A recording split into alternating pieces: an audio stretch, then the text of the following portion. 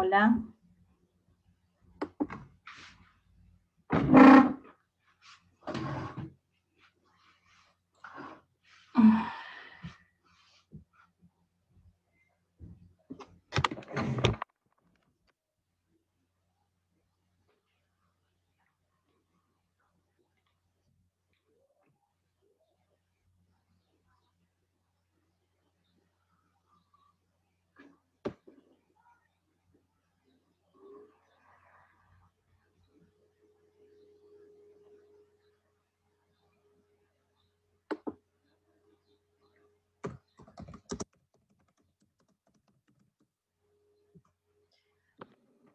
No sé si hay alguien de la Secretaría Académica, ¿me escuchan?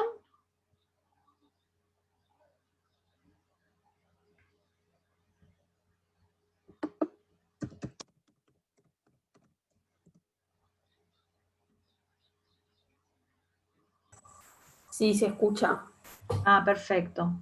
No, porque cambié el auricular y no sabía si este tenía micrófono. Bueno, vamos a esperar a ver de alguien de la Secretaría Académica si me puede habilitar como hospedador, así yo puedo compartir pantalla del PowerPoint.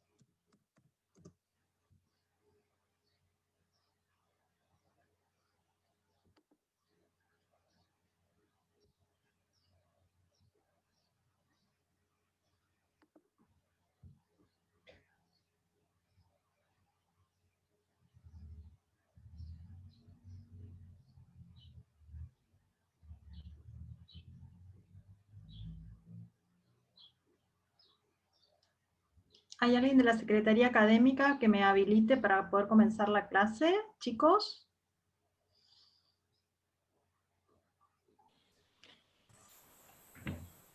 A mí me apareció como que te pusieron como hospedadora ya. ¿Que ya estoy? Ah, bueno, a ver, qué Parece. suerte. Qué suerte que hay gente joven que me puede... A ver, Creo como los que veo, como los veo conectados a los de... a ver, ahí sale. Bueno, buenísimo. A ver.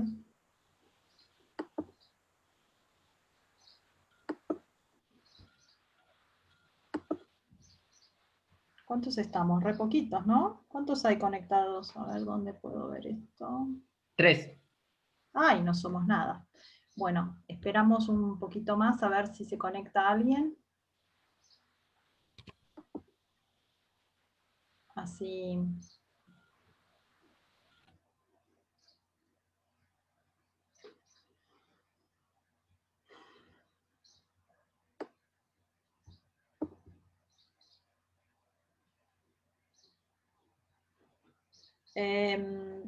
Bueno, esta bolilla es bastante larga, les aviso, me puso una alarma 16:15 para no extenderme tanto como el otro día, porque es cierto, ustedes tienen otras clases y por ahí se conectan también por Zoom y la verdad que me embalé y no me di cuenta del horario.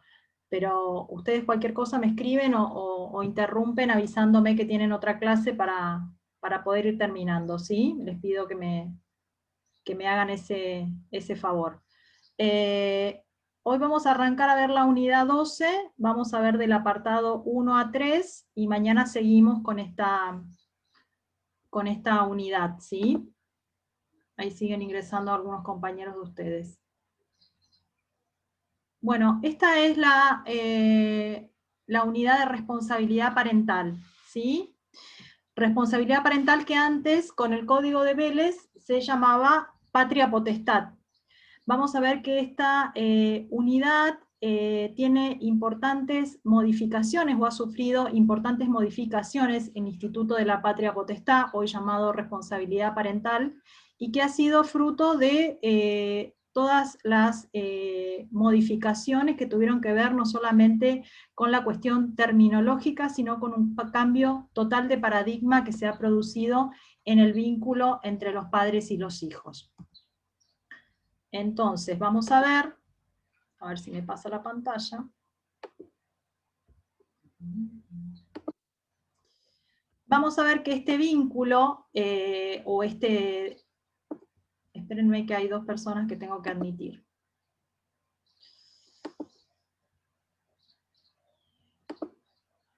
Ahí está. Esta relación entre los padres y los hijos tiene que ver con el principio de democratización de la familia, ¿sí? De la idea de que los niños son sujetos de derecho, sujetos plenos de derecho, sujetos de derecho en desarrollo, ¿sí? Esto tiene que ver con el fuerte impacto que ha tenido todo el derecho de familia, tanto en la conceptualización como las regulaciones que les decía yo entre los padres y los hijos, y que ha sido consecuencia del derecho internacional privado. El maestro Germán Vidal Campos ha hablado de un derecho de familia más humanizado, democratizado y universalizado y constitucionalizado, ¿sí? Y esto es fruto de todas estas incorporaciones y modificaciones que ha sufrido todo el derecho interno, no solamente con la reforma del año 94, sino también con la incorporación de la Convención de los Derechos del Niño y la incorporación de todo el sistema de fuentes internas. Vamos a ver que acá ponemos el acento en la persona, ¿sí? Persona como integrante de relaciones jurídicas familiares, y en el respeto al principio de igualdad y libertad, ¿sí? Vamos a ver que los pilares básicos de la responsabilidad parental se asientan en la pluralidad, en la igualdad y en el principio de solidaridad familiar. Vuelvo a reiterar esto, que hay un amplio reconocimiento a considerar a los niños como sujetos de derecho, ¿sí? Con su consecuente interés superior y el principio de autonomía progresiva de los niños, niñas y adolescentes. Todos estos principios son los que nutren la responsabilidad parental, que ahora vamos a ver en el artículo 639, el principio del interés superior del niño, el principio de autonomía progresiva, y el derecho al niño a ser oído en todas las cuestiones en los cuales haya que resolver cuestiones, ya sea administrativas, judiciales o de otra índole, ¿sí? Vamos a ver que el vínculo de los padres en relación a los hijos gira en un torno a la responsabilidad y no a la potestad. Antes, cuando el Código de Vélez hablaba de patria potestad, ¿sí? Hacía alusión a esa potestad que tenían los padres en relación a sus hijos, como una facultad de dominio o de poderío en relación a los hijos. Hoy esta idea está totalmente desterrada y no hablamos de una potestad. Es por eso que esa terminología, patria potestad, ha quedado en total desuso y ha sido suprimida y modificada por el término responsabilidad parental. Vamos a ver que, esperen que voy a admitir unos compañeros de ustedes.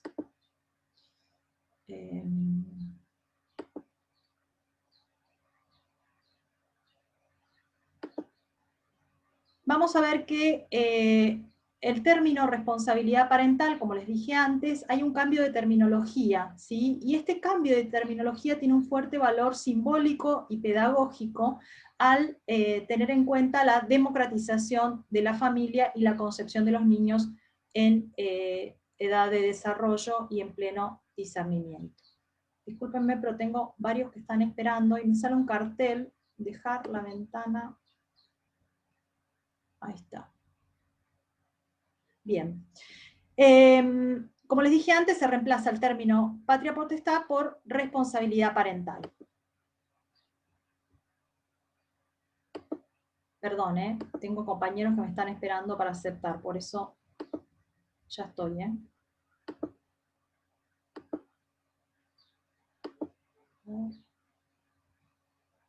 Si me quedó alguno.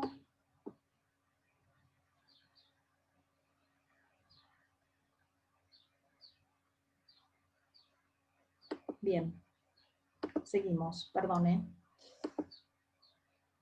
Como les dije antes, el Código de Vélez utilizaba el término patria potestad. Hoy ese término ha sido suprimido por el de responsabilidad parental. El término patria potestad obedecía a un sistema verticalista en la relación entre padres e hijos. Hoy el sistema es reconocido como un sistema horizontal, en el cual se los reconoce a los niños, niñas y adolescentes como sujetos de derechos, sujetos en desarrollo. Antes el Código de Vélez los consideraba como objetos de protección. Hoy la responsabilidad parental se asienta sobre los principios de igualdad, libertad y solidaridad familiar en este sistema horizontal en la relación entre los padres y los hijos. Vamos a ver que en nuestro derecho normativo, nuestro sistema interno, desde el Código Civil hasta la 23.264, aunque se fue reemplazando este sistema vertical por el horizontal, después tenemos la introducción de la 23.849, que introduce la Convención de los Derechos del Niño, ¿sí? Y que en realidad en el año 94 se introduce nuestro plexo normativo como norma de fuente interna, junto con todos los tratados de derecho internacional, ¿sí? Después tenemos la ley 26.061, que es la Ley Nacional de Protección y Promoción de los Derechos de las Niñas y Adolescentes, y también tenemos las leyes 26.657, que es la Ley de Salud Mental, la 26.618, que nos habla del matrimonio igualitario, la 26.679, que habla de la mayoría de edad, y posteriormente tenemos la 26.529 de los derechos de los pacientes, y la 26.378, que es la Convención de los Derechos de las Personas con Discapacidad. Todas estas leyes fueron las que fueron, digamos, impulsando esta modificación en nuestro derecho interno de las normas y lo que hoy tenemos en cuanto a la responsabilidad parental y al todo el sistema de capacidad que se vincula en lo atinente a la responsabilidad parental en las cuestiones que ahora vamos a ver. Ahora bien, el código nos da una definición de responsabilidad parental en el artículo 638. Este artículo es muy importante porque además de darnos el concepto de la responsabilidad parental, nos habla de aquellas funciones que tiene la responsabilidad parental. Fíjense que el 638, cuando nos da el concepto de responsabilidad parental, dice que es el conjunto de deberes, primero nos habla de los deberes, las obligaciones que tienen los padres, de los deberes y derechos que corresponden a los progenitores sobre la persona y los bienes del hijo para su protección, desarrollo y formación integral. Estos tres aspectos, protección, desarrollo y formación integral, son básicos y es el eje fundamental de la responsabilidad parental, ¿sí? ¿Hasta cuándo funciona? Hasta que sea menor de edad y no se haya emancipado. Ahora vamos a analizar cada uno de estos apartados, ¿sí? Hoy se piensa la responsabilidad parental, se piensa desde el punto de vista del principio de la coparentalidad. Es decir, se piensa desde el punto de vista de un ejercicio compartido de la responsabilidad parental, en donde no se aísle a un progenitor y se ejerza en forma unilateral la responsabilidad parental. Hoy todo el sistema y el plexo normativo del código apunta a un principio de coparentalidad, a un principio de ejercicio compartido de la responsabilidad parental. Lo que se tiende a evitar es las decisiones unilaterales, el corrimiento de funciones de un progenitor y el ejercicio inconsulto por parte del otro, ¿sí? Esto se funda también en el artículo 5 de la Convención de los Derechos del Niño, cuando habla de las responsabilidades de los padres, el artículo 7 cuando habla de la responsabilidad parental, de la responsabilidad familiar, ¿sí? Hoy la responsabilidad parental es vista como una función de acompañamiento que tienen los progenitores, siempre en interés de los hijos, y que tiene como límite el principio de autonomía progresiva. Vamos a ver que la estructura de la responsabilidad parental se asienta en base a este reconocimiento de los niños como sujetos de derecho y no como objetos de protección, se sustenta en la autonomía progresiva, en el derecho al niño a ser oído, en el respeto al principio de igualdad y en el interés superior del niño. Esas son la estructura que tiene hoy la responsabilidad parental. Antes había una tendencia a que el ejercicio de la responsabilidad parental o el cuidado parental de los niños menores de 5 años tenga que ser en favor de la mamá, por una cuestión de la pequeña edad de los hijos y teniendo una preferencia al rol materno. Hoy esto no es visto así. Hoy hay una igualdad entre padre y madre, y salvo que existan causas realmente graves, el principio general es que la responsabilidad tiene que ser compartida por ambos progenitores.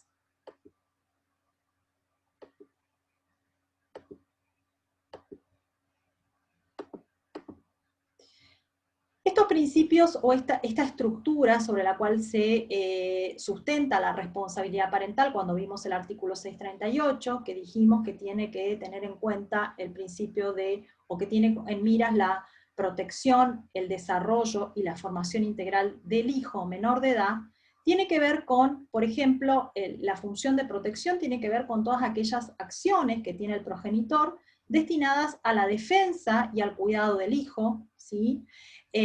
La formación integral del hijo tiene que ver con esa tarea específica de aquel progenitor y que abarca todos los planos de la vida, es decir, ejercer la función de crianza, de guía, de contención, de enseñanza, de educación de ese hijo, para que vaya adquiriendo autonomía por sus propios medios en el ejercicio de sus derechos.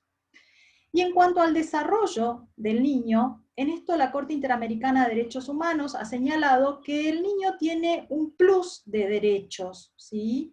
En comparación con los adultos, que tiene que ver con que el niño está en condición de desarrollo, por eso tiene un plus más en cuanto a sus derechos.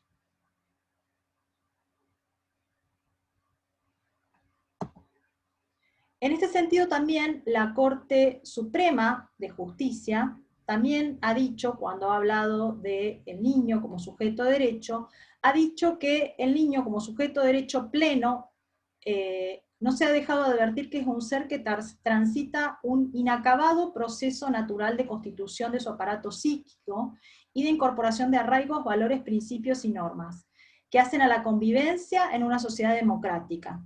De ahí que se aluda a su evolución, a su madurez, a la evolución de las facultades del niño, ¿sí?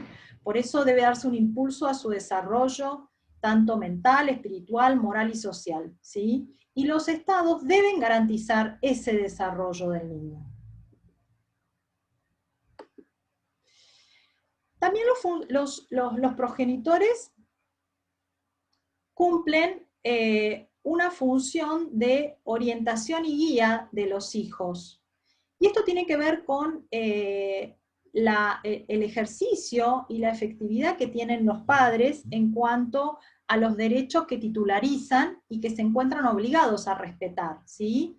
En esta función de orientación y guía también está la obligación que tienen los progenitores de garantizar un adecuado contacto tanto en forma personal, periódica, con cierta frecuencia, con sus abuelos, parientes y otros referentes afectivos con los cuales el niño, niña, adolescente haya forjado un vínculo, ¿sí? Esto también tiene que ver con lo que vimos en la clase anterior, cuando hablamos del derecho de comunicación con los parientes. También está incluido cuando hablamos de la legitimación pasiva, contra quién se puede interponer la acción. Acá están los sujetos pasivos, que serían los progenitores, que son los titulares de la responsabilidad parental, que tienen que garantizar el ejercicio de ese derecho de comunicación. Por eso está dentro de estas funciones de orientación y guía el poder garantizar ese adecuado contacto con del niño con sus parientes, allegados o aquel tercero que acredite un interés legítimo. Otra de las funciones de la responsabilidad parental tiene que ver con la representación del hijo, ¿sí? Vamos a ver que a mayor edad disminuye la representación de los progenitores en relación a los hijos, ¿sí?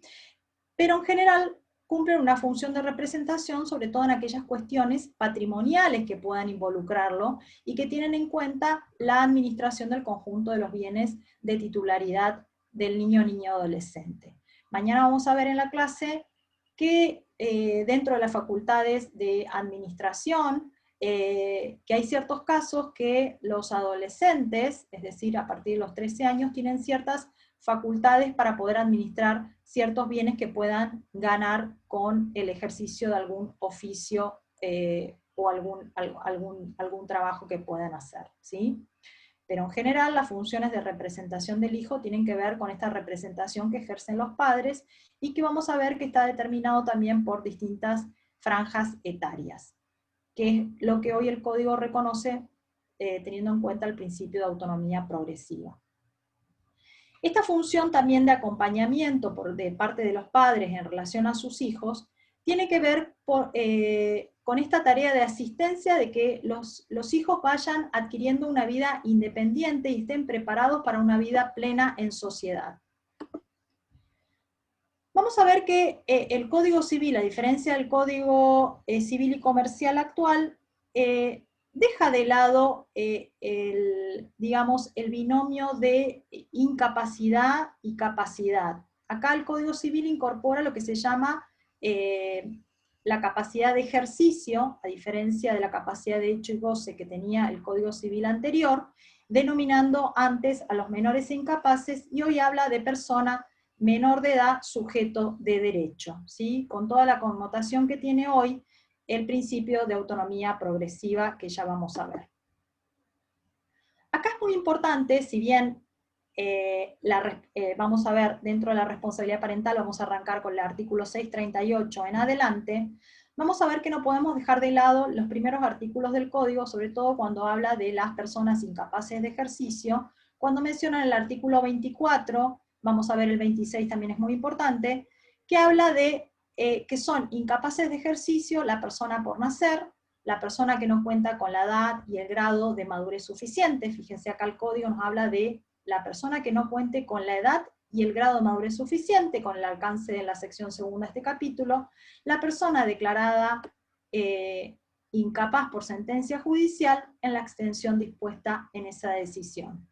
Entonces, para el código vamos a tener una franja que está dada por aquellos que no pueden ejercer por sus propios derechos sus derechos, valga la redundancia, y que son incapaces de ejercicio, es decir, pueden ser titulares del derecho pero no lo pueden ejercer, que son la persona por nacer, la persona que no cuenta con la edad y el grado de madurez suficiente, y la persona que ha sido declarada judicialmente incapaz por una sentencia que así lo decida. Como les dije antes, el código abandona este binomio capaces o incapaces y incorpora la regla de la capacidad, o sea, el principio general es la capacidad, e incorpora el principio de autonomía progresiva de los derechos. Vamos a ver que la primera parte del artículo 25, cuando habla de la condición jurídica de los menores de edad, establece que recién a partir de los 0 a 18 años, se goza de la condición jurídica de ser menor de edad, ¿sí? Y determina que a partir de los 13 a los 18 años, la persona es adolescente, es decir, crea esta figura del adolescente en la segunda parte del 25. El artículo dice, menor de edad es la persona que no ha cumplido 18 años, este código denomina adolescente a la persona menor de edad que cumplió 13 años. Es decir, que la minoridad es de los 0 a los 18 años, pero hace un paralelismo diciendo, a partir de los 13 años la persona es adolescente, o se lo considera adolescente, de los 13 a los 18 años. Y hace esta diferenciación porque vamos a encontrar un montón de normas en los cuales a los adolescentes les reconoce el ejercicio de ciertos derechos que los puede ejercer por sí mismo, y en algunos casos permite la posibilidad de que pueda ejercerlos también asistido por un abogado, que es el abogado del niño, es decir, poder tener una defensa técnica de sus derechos.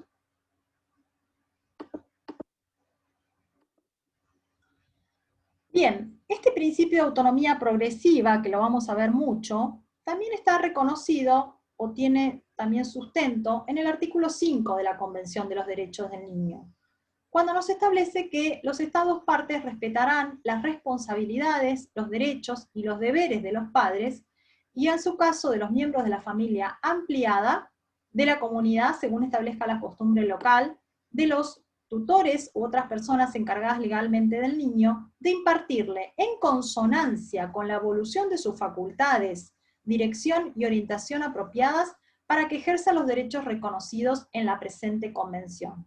Es decir, en este artículo también hay un cierto reconocimiento, ¿sí?, al grado de madurez, a la autonomía en la determinación de los derechos de las personas menores de edad, lo cual impacta en 3 ejes fundamentales este principio de autonomía progresiva. Tiene que ver con la capacidad de ejercicio, con la capacidad o con la representación de los progenitores en relación a los hijos menores de edad, y con el ejercicio de la responsabilidad parental en relación a los hijos menores de edad. ¿Y qué importa este principio de capacidad progresiva? Es importante tener en cuenta que este principio de capacidad progresiva va a tener en cuenta la edad del niño, las distintas etapas evolutivas, ¿sí?, teniendo en cuenta el desarrollo que tenga ese niño, ¿sí? Por eso se tiene en cuenta la personalidad, el respeto de cada niño en cada periodo de su vida, con una participación activa en todo lo que tiene que ser con su proceso de formación, ¿sí? Y que importe un gradual reconocimiento y una efectiva promoción de su autonomía en el ejercicio de sus funciones, teniendo en cuenta el desarrollo madurativo del mismo. Este principio de capacidad progresiva también es importante que se pueda analizar en sintonía con otros artículos del Código, que son el 23, el 25, que ya lo vimos, el 26 lo vamos a ver ahora, el 261 y concordantes también del Código Civil, que ponen en práctica este principio de capacidad progresiva y amplía la intervención de ese niño, niña, adolescente en función de su edad y grado de madurez. Nora Lloveras y Eduardo Salomón, cuando hablan de capacidad progresiva, ellos dan una definición de la misma, diciendo que se pretende explicitar una evolución escalonada y paulatina en la esfera de la autonomía de los sujetos, asimilando la evolución legal a la evolución psíquica y biológica del sujeto, ¿sí? Mizrahi dice que es la aptitud intelectual y volitiva de la persona, ¿sí?, y su discernimiento.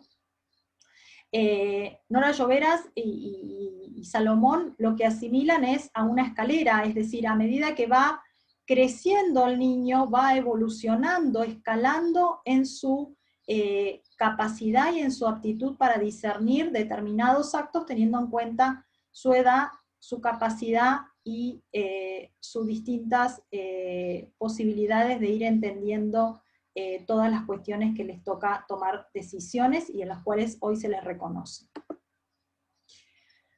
Nelly Minijerski, cuando habla de la madurez suficiente, ella dice que tendríamos que pensar más que nada en una idea de competencia. Es decir, tener en cuenta el aspecto bioético, ¿sí?, que tiene que ver con la habilidad que tiene una persona en actuar en forma directa los derechos del cual es titular, aun cuando no se tenga la plena capacidad para hacerlo, pero que se evalúe que a pesar de no tener la plena capacidad para hacerlo, puede tomar una decisión razonada y tener una convicción respecto al acto que lo involucra, ¿sí? Nelly Minijerski habla más que nada de una competencia, ¿sí? Habla de la faz dinámica de la capacidad del sujeto, a los cuales les permitiría, digamos, poder tomar las decisiones en todos los asuntos que les atañen, sean de la persona o de los bienes.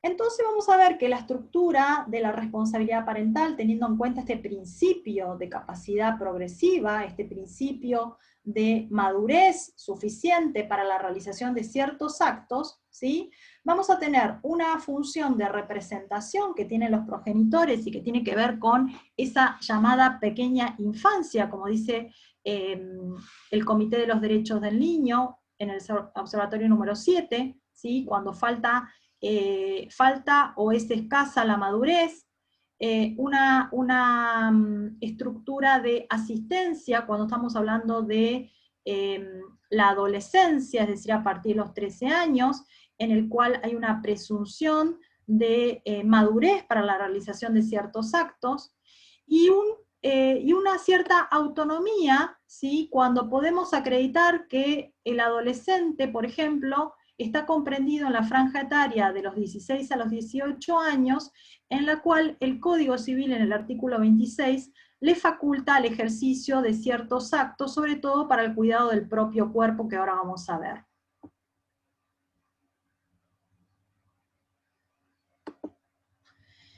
Este artículo 26 es muy innovador en nuestro código, porque además de establecer ciertas pautas etarias sobre las decisiones en relación a la toma de decisiones, valga la redundancia, en relación a cuestiones que tienen que ver con el propio cuerpo, menciona para qué tipo de actos o qué tipo de actos podría realizar sin la conformidad o asentimiento de los progenitores, en el caso de ser un adolescente que esté comprendido en la franja etaria entre los 13 y los 16 años, y de los 16 en adelante.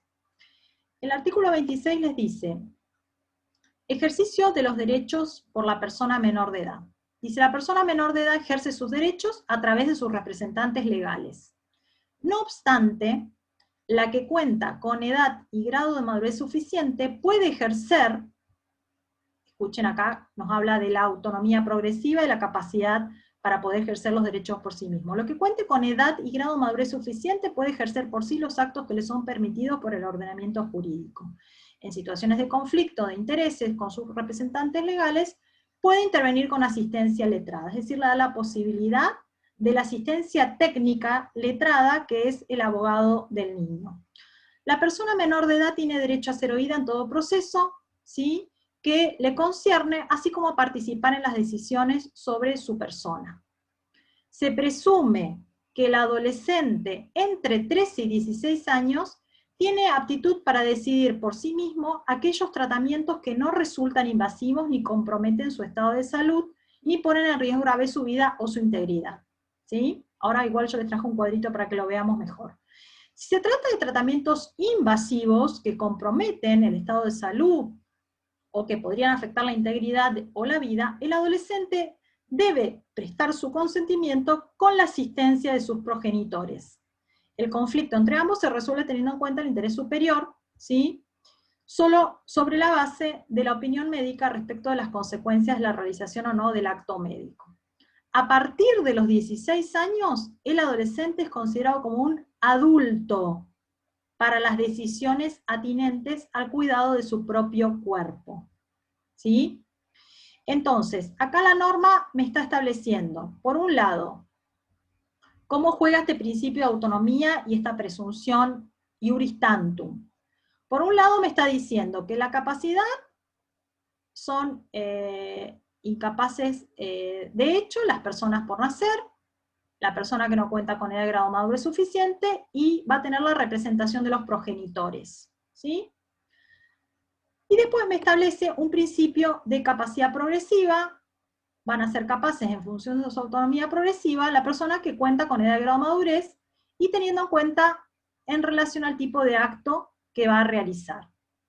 Y permite la actuación por sí, ¿sí?, pudiendo ser asistida por los progenitores o de manera autónoma en el caso que cuente con la edad y grado de madurez suficiente, y en caso de conflicto va a asistir con el patrocinio letrado de un abogado del niño, es decir, reconoce la asistencia técnica. Y hace una distinción etaria que tiene que ver con el ejercicio de los derechos atinentes, son derechos personalísimos, en relación al cuidado de su propio cuerpo. Y hace una distinción, dice, si son menores de edad, pero que están en la franja etaria de 13 a 16 años, ¿sí?, y se trata de tratamientos que no sean invasivos, ni sean riesgosos para su salud o para la vida, van a consentir solos, ¿sí? Ahora vamos a ver qué tipos de tratamientos son no invasivos o si son invasivos, ¿sí?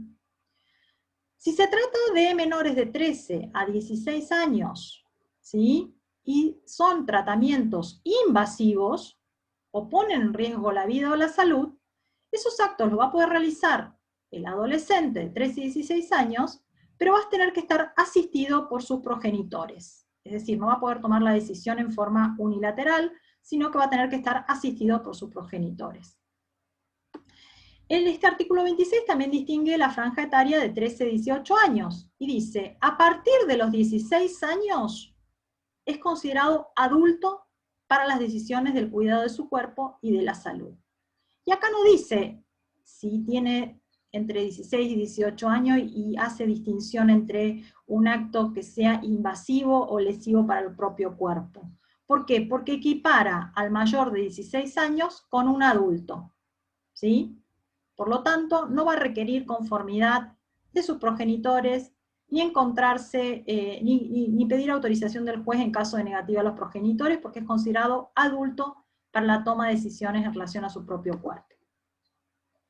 Ahora bien, estas normas, sobre todo el artículo 26, también hay que analizarla con la ley de derechos del paciente, ¿sí? Acá hay que tener en cuenta la naturaleza de los tratamientos en salud y los actos médicos, a los fines de determinar los mayores recaudos a la hora de poder prestar el consentimiento informado, ¿sí? El artículo 5 de esta ley de los derechos del paciente nos dice que se entiende por consentimiento informado la declaración de voluntad suficiente efectuada por el paciente o sus representantes legales en su caso, ¿sí?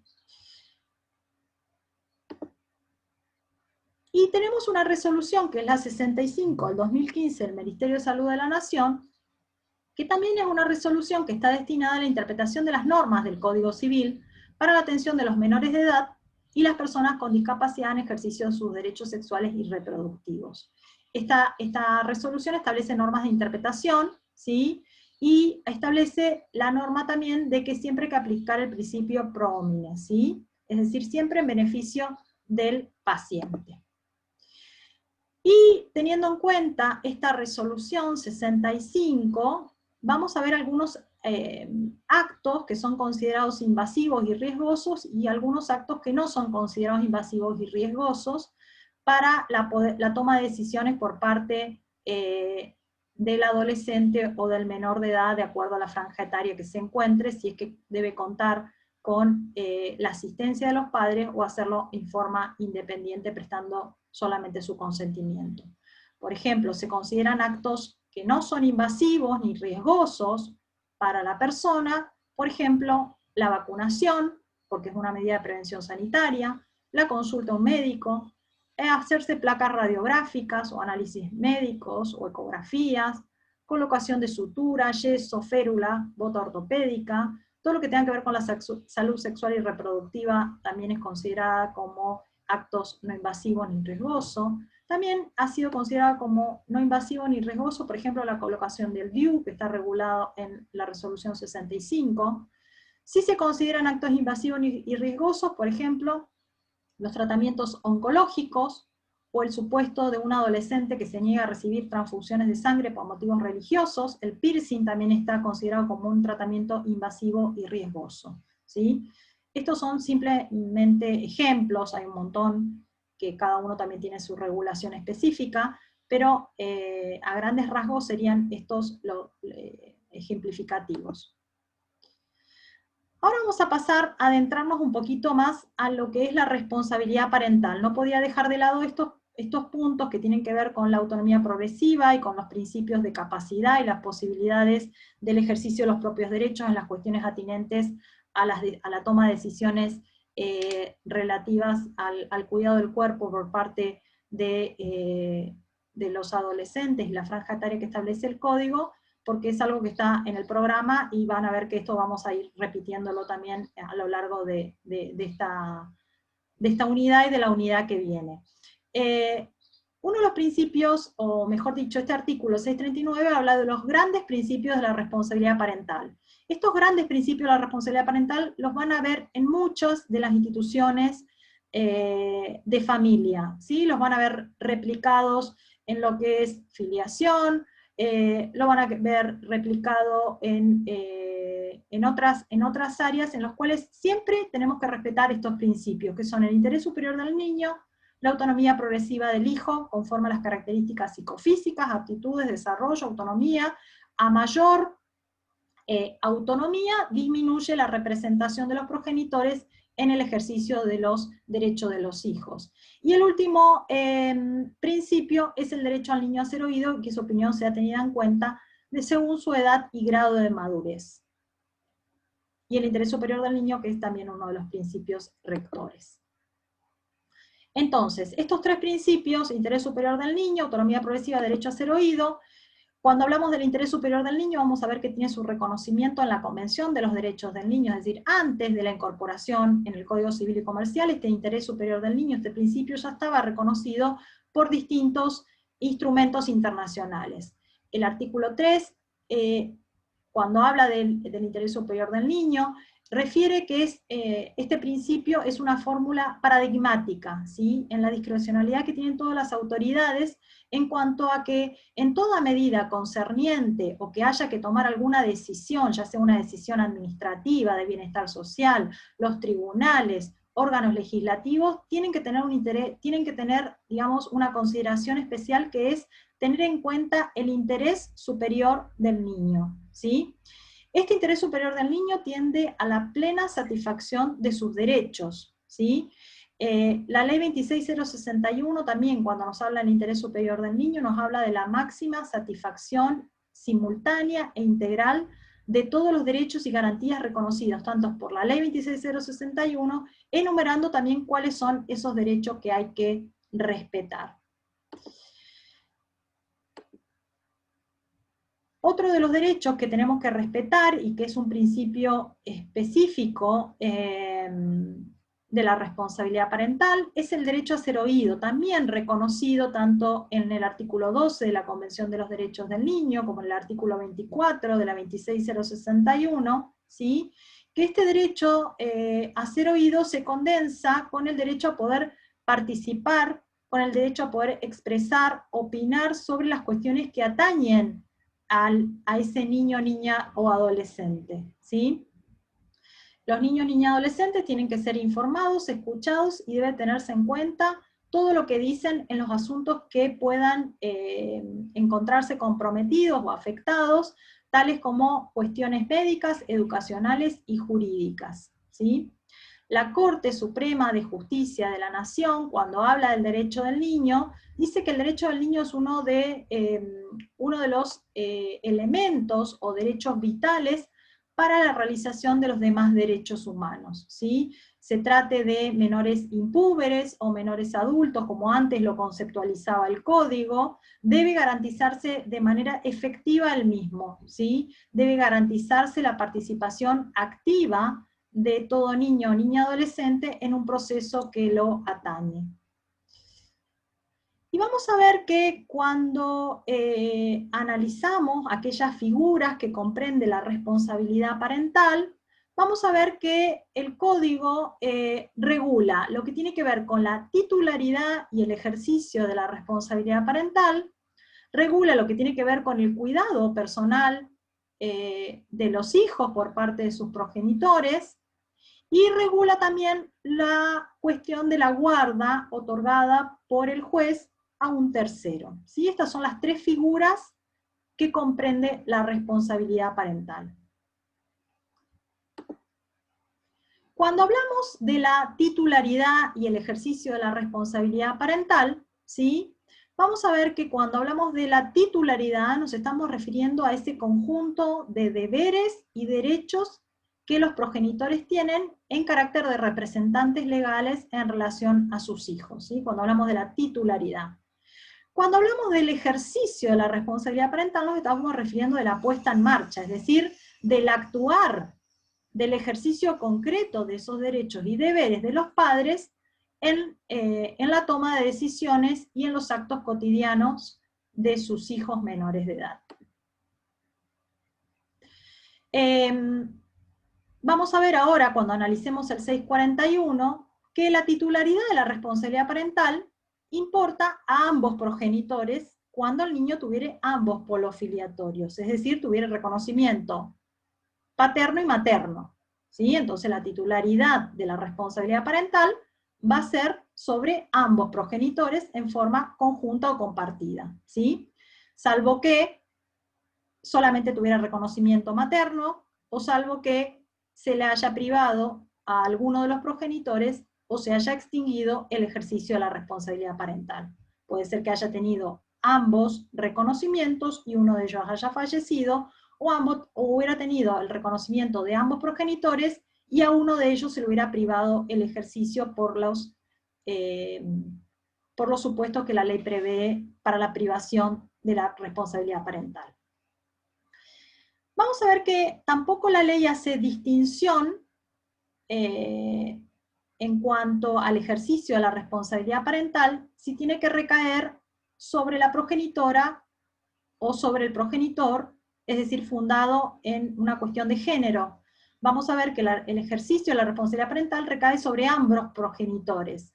Y tampoco hace distinción la ley respecto a si ese hijo es matrimonial o extramatrimonial, ¿sí? Es decir, no hace ningún tipo de excepción. Puede recaer sobre ambos progenitores, sean matrimoniales o extramatrimoniales. La única excepción que hay en cuanto al ejercicio de la responsabilidad parental tiene que ver cuando se atribuye a uno solo de ellos el ejercicio de la responsabilidad parental, o cuando el ejercicio recae sobre uno cuando se trata de un hijo que tiene solamente una filiación reconocida, ¿sí?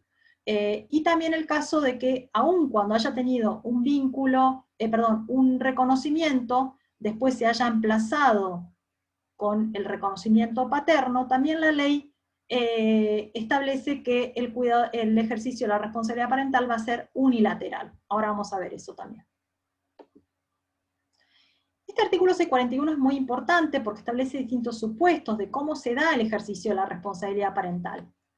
Y dice, el ejercicio de la responsabilidad parental corresponde, en caso de convivencia, es decir, ambos padres viven con el hijo, corresponde a estos, es decir, a mamá y a papá. Se presume que los actos realizados por uno cuentan con la conformidad del otro, con la excepción de los contemplados en el 645. Ahora vamos a ver el 645, que son aquellos actos para los cuales se requiere la autorización y la conformidad de ambos progenitores, como por ejemplo la salida al exterior del hijo menor de edad, ¿sí? Entonces, se presume que los actos realizados por uno de los progenitores cuentan con la conformidad del otro, a excepción del 645, o aquellos que medie expresa oposición. El segundo supuesto es, si cesa la convivencia de ambos padres, o se han divorciado, o ha existido una nulidad de matrimonio, también les corresponde a ambos el ejercicio de la responsabilidad parental, ¿sí? Se presume también lo mismo, que si uno de los progenitores realiza ciertos actos, cuenta con la conformidad del otro, a excepción de lo dispuesto en el inciso anterior, o sea, el 645, o que medie expresa oposición. Por voluntad de los progenitores o por decisión judicial en el interés del hijo, el ejercicio puede atribuirse a uno solo de ellos o establecerse distintas modalidades. Es decir, padres separados, padres divorciados, acuerdan que ejerza solamente uno de ellos la responsabilidad parental, se atribuye a uno de ellos, o por decisión judicial se atribuye a uno de ellos cuando en el interés superior del menor sea ello más beneficioso. Esta última parte del inciso. El inciso C que me dice, si muere uno de los progenitores, o hay ausencia con presunción de fallecimiento, o se encuentra privado de la responsabilidad parental, o está suspendido su ejercicio, ¿a quién le va a corresponder el ejercicio? Al otro progenitor, ¿sí? En caso de hijo extramatrimonial con un solo vínculo filial, al único progenitor que ha tenido el reconocimiento por parte del hijo, ¿sí? Es lógico. Y el último inciso, fíjense que es considerado como parecería como una sanción, si es que se llega al emplazamiento del vínculo filiatorio por sentencia, porque fíjense que dice, en el caso del hijo extramatrimonial con doble vínculo filial, si uno se estableció por declaración judicial al otro progenitor, en el interés del hijo, los progenitores de común acuerdo o el juez pueden decidir el ejercicio conjunto o establecer distintas modalidades, ¿sí? Bien, vamos a analizar un poquito este artículo.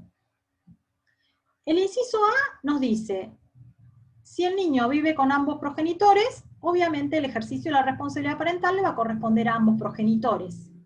Los actos que realiza uno de los progenitores se considera que cuentan con la anuencia o la conformidad del otro. Por ejemplo, yo que hago una autorización para que mi hijo vaya a un campamento, se supone que mi marido está de acuerdo, o el padre de mis hijos está de acuerdo porque vivimos juntos, ¿sí? Entonces, todos esos pequeños actos de los cuales uno de los progenitores decide, cuando están, digamos, conviviendo ambos progenitores con el niño, se presume que cuentan con la conformidad del otro, ¿sí? Inscripción escolar, integración a un club, participación religiosa, autorización de un viaje dentro del país, autorización de campamento, ¿sí? Cuentan con la conformidad del otro, se presume. Con excepción del 645, que la ley establece la conformidad expresa de ambos progenitores, que ahora vamos a ver, y con excepción de que alguno de los padres se oponga. Es decir, los dos padres viven juntos, viven con el niño juntos, ¿sí? No están separados, no están divorciados. Viene el nene con un pedido de autorización para un campamento, no sé, a Bariloche. Yo como progenitor me opongo, por más que mi cónyuge o el papá de mis hijos esté de acuerdo, ¿yo puedo plantear mi oposición? Sí puedo plantear, por más que él haya prestado su conformidad, si yo quiero me puedo oponer, ¿sí? Y esa es, digamos, la excepción a esta regla que dice que los actos realizados por uno se presume que cuentan con la conformidad del otro. Puede ser que no cuenten con la conformidad, pero hay que oponerse, ¿sí? Puede existir divergencias con temas médicos, educación religiosa, educación sexual o escolar, ¿sí? Y en este caso quien debe decidir ante esa oposición que les transmití es el juez, ¿sí? Y va a decidir teniendo en cuenta la opinión del menor, ¿sí? Y va a decidir también teniendo en cuenta el grado de madurez y la edad del menor. El caso de cese de convivencia es muy similar a este primer inciso, porque me dice que en caso de cese de convivencia, ya sea por nulidad de matrimonio o por divorcio, también el ejercicio de la responsabilidad parental le corresponde a ambos, con las salvedades o excepciones del artículo anterior, del inciso anterior. Y nos da la opción, esta segunda parte también, cuando no están conviviendo, ya sea por divorcio o por nulidad de matrimonio, que por acuerdo de partes o por decisión judicial se puede atribuir a un solo progenitor el ejercicio de la responsabilidad parental.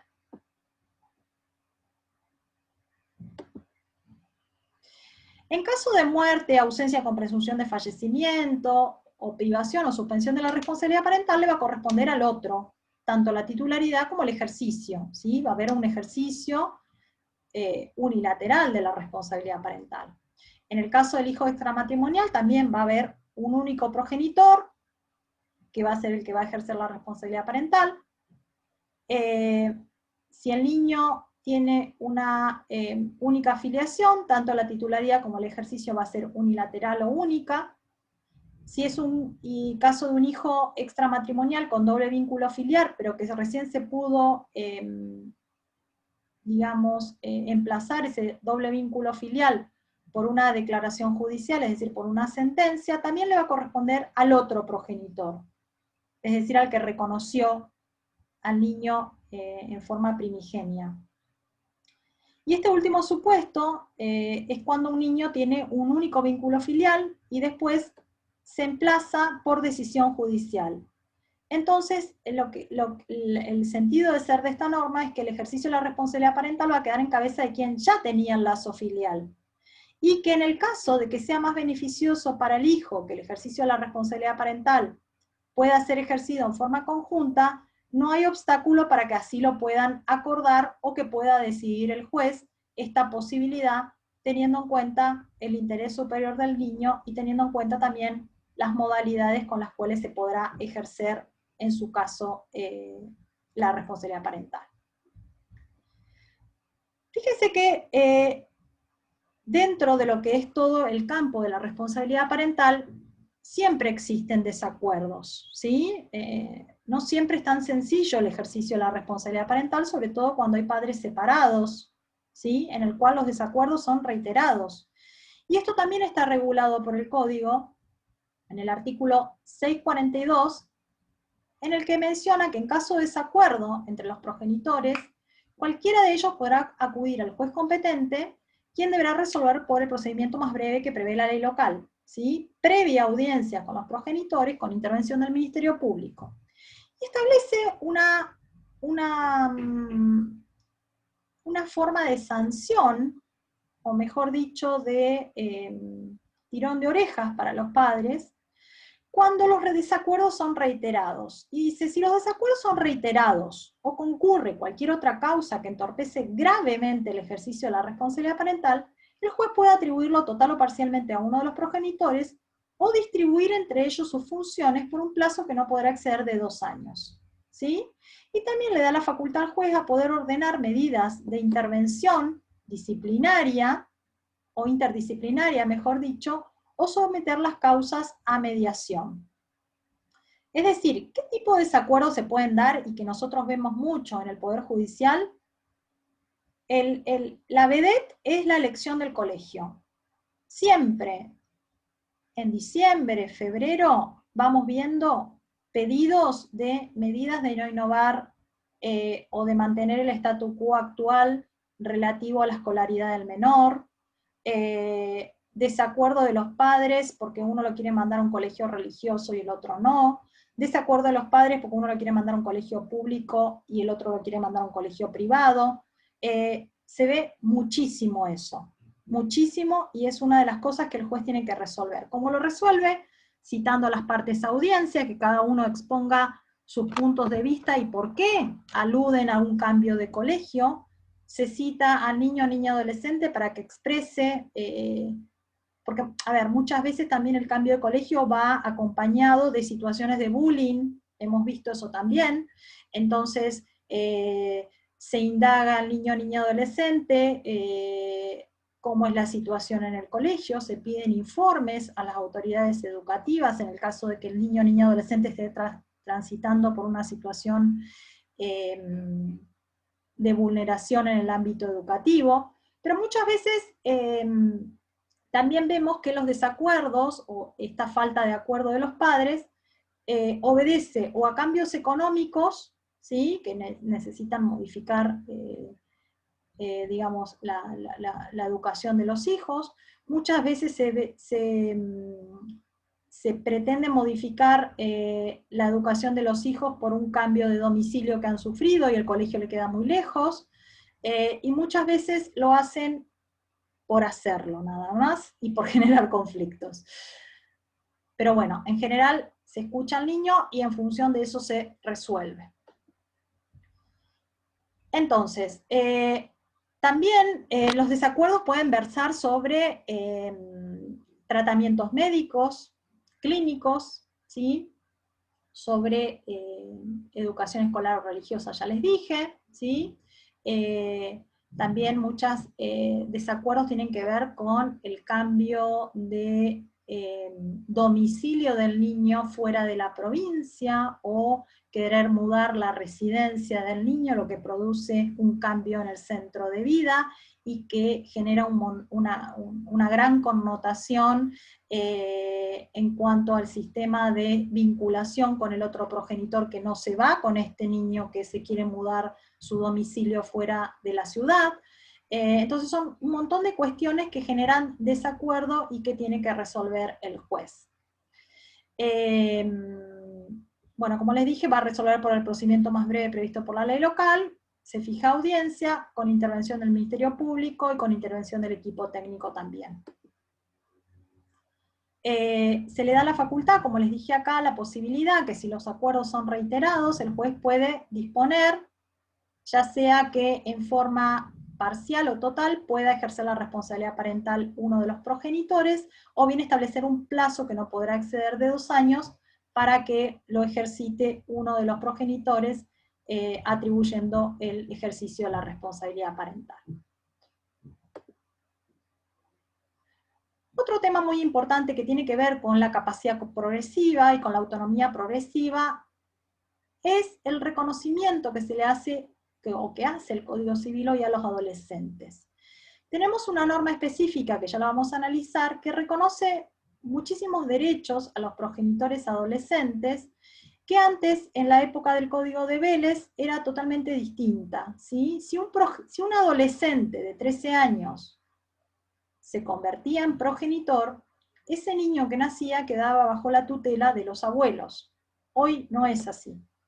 Hoy el artículo 644 nos dice que los progenitores adolescentes, estén o no casados, o sea, no importa si contraen matrimonio, ejercen la responsabilidad parental de sus hijos, ¿sí?, pudiendo decidir y realizar por sí mismos las tareas necesarias para su cuidado, educación y salud. Las personas que ejercen la responsabilidad parental de un progenitor adolescente que tenga un hijo bajo su cuidado pueden oponerse a la realización de actos que resulten perjudiciales para el niño. También pueden intervenir cuando el progenitor omite realizar las acciones necesarias para preservar el adecuado desarrollo. El consentimiento del progenitor adolescente debe integrarse con el asentimiento de cualquiera de sus propios progenitores si se trata de actos trascendentes para la vida del niño, como la decisión libre e informada de su adopción, intervenciones quirúrgicas que puedan poner en peligro su vida, u otros actos que puedan lesionar gravemente sus derechos. En caso de conflicto, el juez debe decidir también a través del procedimiento más breve previsto por la ley local. La plena capacidad de uno de los progenitores no modifica este régimen. Este artículo es importantísimo, porque fíjense que a partir de los 13 años, un adolescente que llegara a convertirse en progenitor tiene la facultad y el derecho de poder decidir y realizar todos los actos por sí mismo para el cuidado de la educación y la salud de su pequeño hijo, ¿sí? Y solamente se va a requerir la conformidad o la asistencia o integrarse el asentimiento de ese progenitor adolescente con cualquiera de sus propios progenitores, solamente cuando se trate de actos trascendentes para la vida del niño, como por ejemplo la decisión que se tome de darlo en adopción, o por ejemplo que haya que hacer alguna intervención quirúrgica que pueda poner en grave peligro la vida del niño.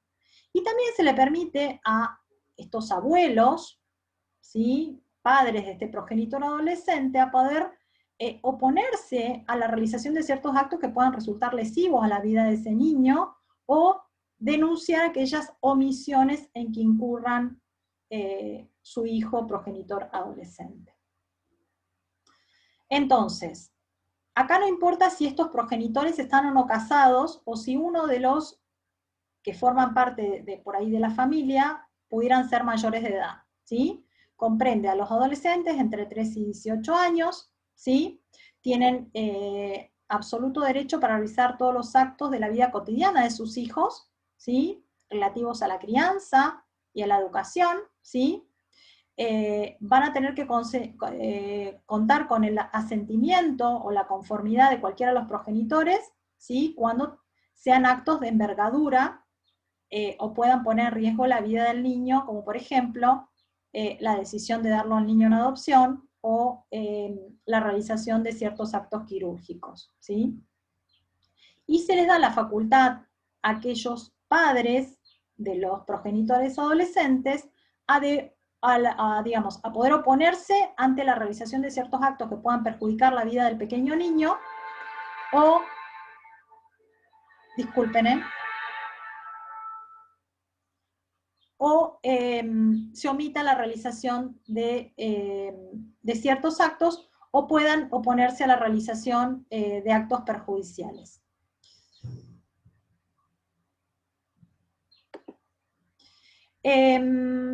Ahora vamos a pasar a otro tema que también es muy importante, que tiene que ver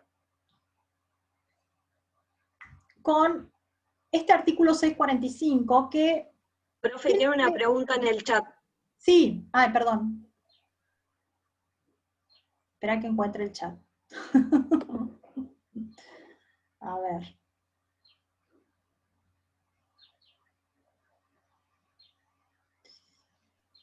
¿Quiere que se la lea? Acá no es contradictorio el código al permitir ejercer la responsabilidad parental, y por el otro lado no autoriza al menor a trabajar hasta los 16. Y lo que pasa es que estamos hablando más que nada acá de los progenitores adolescentes que tienen a su cargo el cuidado de un hijo. Vamos a ver que sí hay autorización para trabajar vamos a ver el día de mañana los casos en que el código permite trabajar, siempre que tengan un oficio o una profesión que los habilite, ¿sí? Vamos a ver que hoy el código es más flexible en esto, por lo tanto no resultaría contradictorio. Obviamente, todo el caso de los progenitores adolescentes, muchos de ellos están siendo solventadas las necesidades por los padres de los progenitores adolescentes, ¿sí? Pero vamos a ver que hay una franja que sí permite trabajar, y que con el producido de su trabajo lo pueden administrar sin que pase por la administración y la representación de los progenitores. Y la otra pregunta era el tema de poner específicamente el término progenitor. ¿No es también un avance en términos de neutralidad? Claro, sí, por eso habla en términos genérico progenitor, ¿sí? No está hablando progenitora o progenitor, está hablando progenitor genérico, sin hablar de una cuestión de género, ¿sí? Bueno, este artículo 645, discúlpenme, tengo que mandar un mensaje porque me parece que están tocando el timbre y no hablan, no.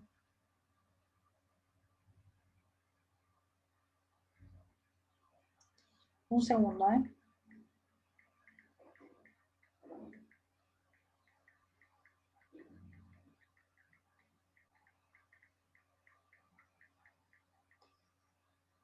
Lo tengo a mi hijo en un Zoom de inglés y me está hablando la maestra de inglés que no entiende algo y no puedo. No se puede todo, chicos. Bueno, seguimos con el 645. El 645 es un artículo del cual se requiere la conformidad o el asentimiento de ambos progenitores para la realización de estos actos que vamos a ver ahora, ¿sí? Y que en el caso de que uno de los progenitores se oponga, el otro progenitor que pretende realizar el acto va a tener que solicitar la pertinente autorización judicial para poder hacerlo. Si el hijo tiene doble vínculo filial, se requiere el consentimiento expreso de ambos progenitores para los siguientes supuestos. Primero, autorizar al hijo entre 16 y 18 años a contraer matrimonio, ¿sí? Autorizarlo para ingresar a comunidades religiosas, fuerzas armadas o de seguridad, autorizarlo para salir de la República o para el cambio de residencia permanente en el extranjero, autorizarlo para estar en juicio en los supuestos en los que no puede actuar por sí, administrar los bienes de los hijos, excepto que se haya delegado la administración, de conformidad con lo previsto en este capítulo. En todos estos casos, si uno de los progenitores no da su consentimiento o media imposibilidad para prestarlo, debe resolver el juez teniendo en mira el interés familiar. Cuando el acto involucra a hijos adolescentes, es necesario su consentimiento. Fíjense que esto no pasaba antes, es decir, cuando un segundito, antes no se requería el consentimiento del adolescente para estos actos que requerían la conformidad de los progenitores. Hoy por hoy uno se va, por ejemplo, a hacer una autorización de viaje vía notarial, ambos progenitores a una escribanía, y lo citan al joven de 13 años para que preste su conformidad. Antes esto no pasaba. De la misma manera, si, supongamos, hay un pedido de autorización de viaje en el juzgado, presenta un progenitor, el pedido de autorización de viaje, se presenta al otro progenitor y manifiesta su negativa, a este adolescente el juez lo va a citar para escucharlo de acuerdo al artículo 12 de la Convención de los Derechos del Niño, de acuerdo al artículo 639, y va a resolver, pero además de escucharlo, le va a preguntar si presta su consentimiento expreso para ese acto, en el caso de que lo autorice, por supuesto, ¿no? Pero igualmente lo va a escuchar y ese consentimiento expreso tiene que quedar asentado en la sentencia. Este artículo 645 es de interpretación restrictiva, es decir, no puedo aplicarlo a otros supuestos que no están previstos por la norma, ¿sí? Cuando nos habla de los progenitores, cuando nos habla de los adolescentes entre 16 y 18 años a contraer matrimonio, tenemos que tener en cuenta que solamente los menores de 16 van a poder contraer matrimonio con dispensa judicial, ¿sí? Si son mayores de 16 a 18 años, requiere la conformidad de ambos progenitores conforme esta normativa, ¿sí? También el segundo inciso, cuando habla de la posibilidad de ingresar a comunidades religiosas, fuerzas armadas o de seguridad, ¿por qué se requiere la conformidad de ambos progenitores? Porque al ingresar a las fuerzas religiosas, fuerzas armadas o de seguridad, importan o implican ¿cómo se dice? Una sustracción o un apartamiento del ejercicio de la responsabilidad parental, es decir, un apartamiento de estos niños, niñas y adolescentes del hogar de sus padres, ¿sí? Y importa por parte de otras personas la asunción de esa responsabilidad. Fíjense que el inciso C nos habla de la autorización para salir de la República o el cambio de residencia permanente. Y acá hay que hacer una distinción, porque esta norma habla, autorización para salir de la República tiene que ver con la autorización para poder salir del país con fines de esparcimiento, es decir, un viaje educativo, un viaje de vacaciones, ¿sí? Pero la segunda parte, cuando habla de cambio de residencia, tiene que ver con un cambio de residencia, es decir, me voy a vivir afuera, mi hijo se va a vivir afuera, la mamá que pide un cambio de residencia, mi nueva pareja tiene un trabajo en España, me voy porque voy a tener una mejor calidad de vida. Sí, pero el papá está viviendo acá y tu centro de vida es acá. Necesita autorización expresa. Y si se la niega al progenitor, tiene que iniciar el trámite específico de autorización judicial, lo cual es muy complejo, porque ese progenitor que se va fuera del país con ese hijo que vivía acá en Argentina, tiene que garantizar al progenitor que sí se queda todas las vías para garantizar el adecuado contacto, aún con la distancia. Es decir, tendrá que garantizar que 2 veces al año viene a Argentina, que 1 vez al año le paga los pasajes para que se vaya a España, que va a tener comunicación tantas veces por semana por Skype, por Zoom, por todas las vías telemáticas que haya. Tendrá que garantizar, en realidad, todas esas circunstancias para que pueda el juez poder autorizarlo. En muchos casos no se autoriza, pero en muchos casos también se autoriza si está garantizado el adecuado contacto y hay un debido cumplimiento, ya sea a través del expediente de un régimen de comunicación anterior que era, digamos, cumplía todo lo que había acordado. En esta norma, en este inciso, no se comprende el cambio de residencia dentro del país. Es decir, un progenitor que dice, mi nueva pareja consiguió un trabajo en Córdoba, me voy a vivir a Córdoba. Eso no comprende el 645, pero eso sí entra dentro del 641 y en la posibilidad de oponerse el progenitor que se entera que quiere mudar la residencia, ¿sí? Y en el juez la facultad y el deber de decidir en caso de desacuerdo.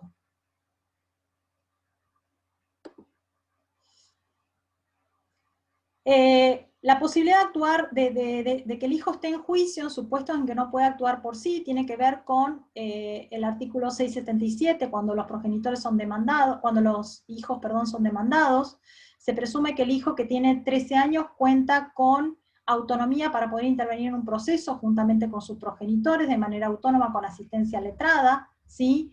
En caso de que los progenitores se opongan a que el hijo adolescente inicie una acción civil contra un tercero, el juez igualmente puede autorizarlo a intervenir en el proceso con asistencia letrada, ¿sí? Previa audiencia del oponente y el Ministerio Público. Y el último inciso tiene que ver con la administración de los bienes de los hijos, ¿sí? La ley presupone que la administración es conjunta de ambos progenitores, ¿sí? Excepto que se haya delegado la administración en favor de uno de ellos, ¿sí? Por lo tanto, se va a requerir el consentimiento de ambos para administrar los bienes de los hijos. Esto lo vamos a ver mañana en profundidad, todo lo que tenga que ver con la administración de los bienes y con la parte del ejercicio de los derechos en lo que tiene que ver con la posibilidad de intervenir en los juicios por parte de los hijos, sobre todo los adolescentes. Ahora vamos a pasar a otro tema que tiene que ver con los derechos y deberes de los progenitores, ¿sí? El 646 enumera una serie de deberes y derechos que tienen los progenitores. Uno de ellos es el derecho de convivir con el hijo, de prestarle alimento, de educarlo, ¿sí? De considerar las necesidades específicas de sus hijos de acuerdo a su aptitud, características, desarrollo madurativo, el respeto y el derecho del adolescente y el niño a participar en todo proceso educativo y en todo lo referente a sus derechos personalísimos, a prestar orientación y dirección al hijo para el ejercicio y efectividad de sus derechos, a facilitar y respetar el derecho del hijo a mantener relaciones con personas del entorno familiar, abuelos, parientes, y con las cuales tenga un vínculo afectivo, ¿sí? Y todo lo que tiene que ver con el derecho de representación y administración de los bienes del hijo. Un poquito todo esto ya lo venimos viendo, ¿sí? Cuando el artículo habla de el derecho o el deber de cuidar al hijo, convivir con él, prestarle alimentos y educarlos, tiene que ver con que, bueno, la familia es el elemento fundamental y esencial que contribuye al desarrollo psíquico, físico y a la estabilidad emocional de los hijos menores de edad, fomentando su pleno desarrollo, ¿sí? En lo que tiene que ver con la convivencia de los progenitores con los hijos, tiene que ver con la protección integral del niño en todo su proceso y desarrollo madurativo. Cuando la jurisprudencia analiza esto, nos dice que en la asistencia material del hijo, ¿sí?, están comprometidos derechos fundamentales, como son el derecho a la vida, la integridad psicofísica, el derecho a la educación, a la salud, la obligación de criar y alimentar, ¿sí? La obligación, o la responsabilidad, mejor dicho, de los padres, en la educación de los hijos es compartida, ¿sí?, por ambos progenitores, y esto también tiene su sustento en el artículo 7 de la 26061, cuando habla de las responsabilidades solidarias familiares. El considerar las necesidades específicas del hijo de acuerdo a sus características, aptitudes y desarrollo madurativo es un poquito todo lo que venimos viendo que tiene que ver con este principio de autonomía progresiva, que recepta tanto el 639, el artículo 26 del Código Civil, ¿sí? Siempre la regla es la capacidad y la excepción es la incapacidad, teniendo en cuenta siempre el principio de autonomía progresiva. El respeto del niño a ser oído y participar en todo su proceso educativo, bueno, es un poquito repetir lo que venimos viendo, ¿sí? Está receptado esto en el 639, en el artículo 707, cuando vieron proceso de familia y los principios procesales, habla de la participación en el proceso de personas con discapacidad o personas con capacidad restringida, que tienen derecho a ser oído en todos los procesos en que los involucra directamente, ¿sí?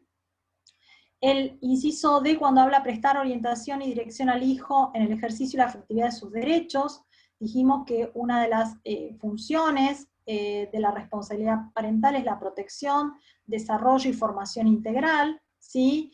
Y tiene esa función de acompañamiento y de contención en el ejercicio de los derechos, respetando la autonomía progresiva de los hijos. Y el inciso E, cuando habla de respetar el derecho del hijo a poder mantener relaciones personales con familiares, parientes, abuelos y otros referentes afectivos, tenemos que tener en cuenta que la familia se construye con vínculos, ¿sí? Con vínculos afectivos. Estos vínculos que podrán ser sanguíneos, derivados del parentesco, primos, tíos, abuelas, sobrinos, tenemos que complementarlos con aquellos vínculos que no tienen un sostén consanguíneo o sanguíneo, que son aquellos referentes afectivos o vínculos de afecto, como son, por ejemplo, un padrino, una madrina, una persona que ha cuidado en su pequeña infancia al niño, en los cuales conforman referentes muy confiables en la vida de ese niño, niña y adolescente, y que generan lazos entrañables que ayudan a construir su identidad social y psíquica, ¿sí? Y es un deber de los padres respetar este derecho a que tengan ese trato con estas personas.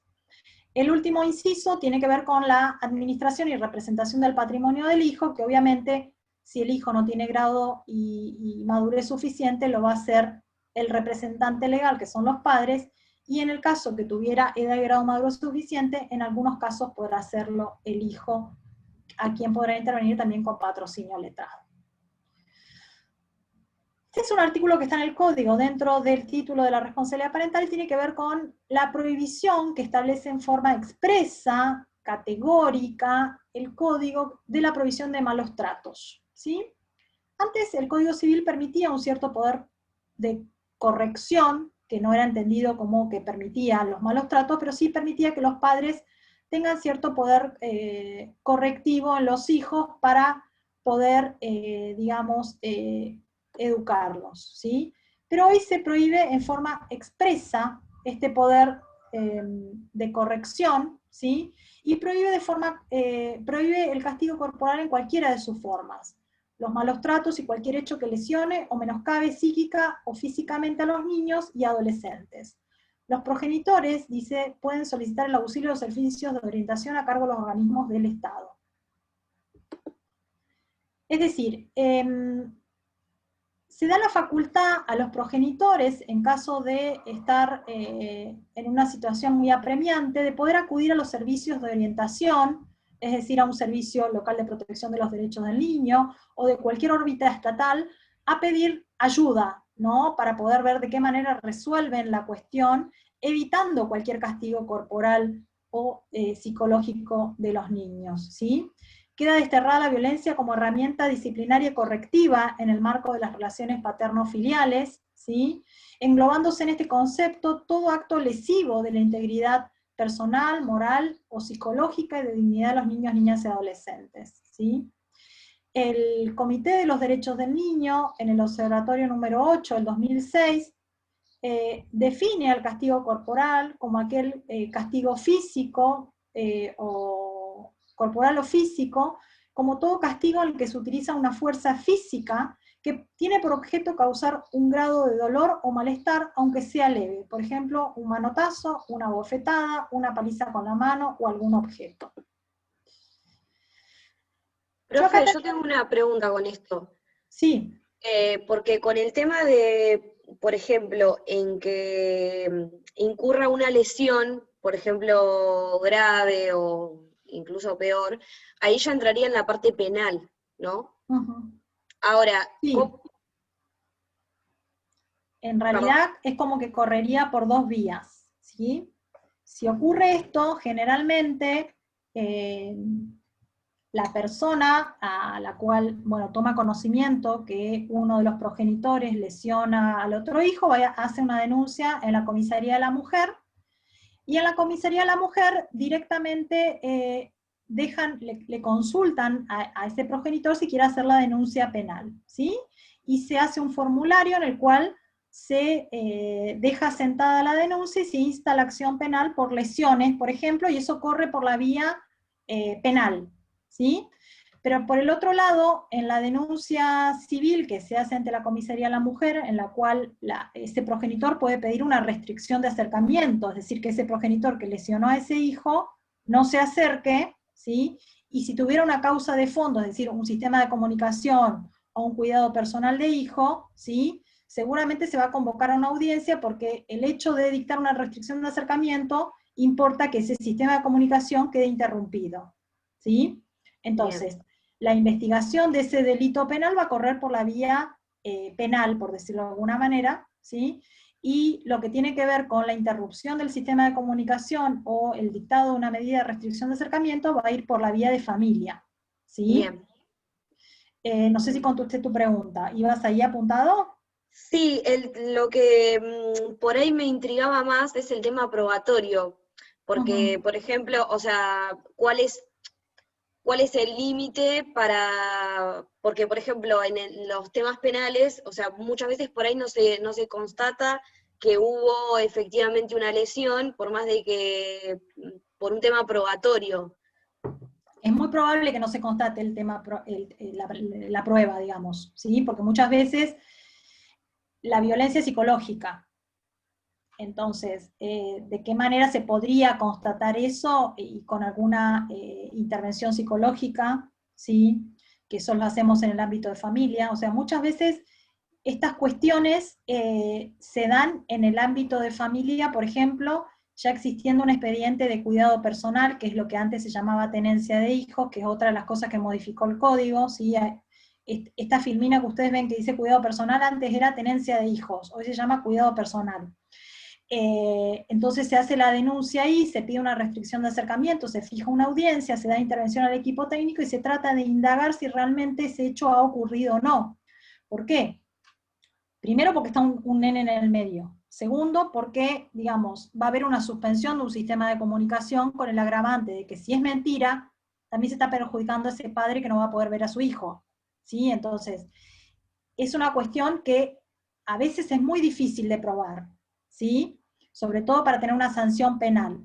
Pero siempre que hay una denuncia en esos términos, se dispone, si es que lo pide la parte, una restricción de acercamiento o una suspensión del sistema de comunicación, y se trata de indagar con un perito psicólogo, sobre todo tomando intervención con el niño para ver si realmente ha existido alguna situación disvaliosa de violencia en relación a él.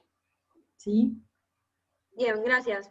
No, de nada. Chicos, a mí me quedan bastantes cosas para terminar. Tengo que ver de acá no creo que terminemos hoy, este tema que es muy importante, ¿sí? Yo igualmente le voy a mandar en el PowerPoint, ¿sí? Que es el cuidado personal, ¿sí? El cuidado personal es lo que antes llamábamos tenencia de hijo, ¿sí? Hoy se llama cuidado personal de hijo y reviste dos modalidades.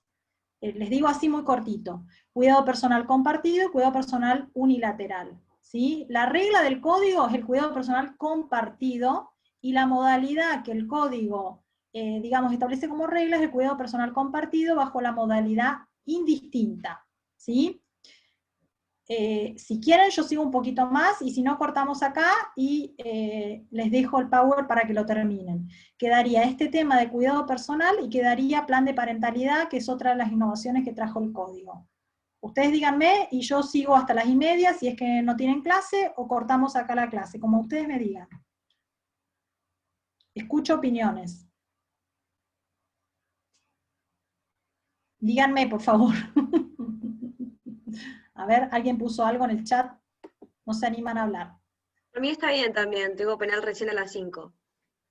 Bien, bueno, sigo un poquito más, y los que se tienen que ir se retiran, no hay problema, ¿sí? Pero es importante este tema, pero como ustedes quieran. Bueno. Bueno, entonces cuidado personal, seguimos.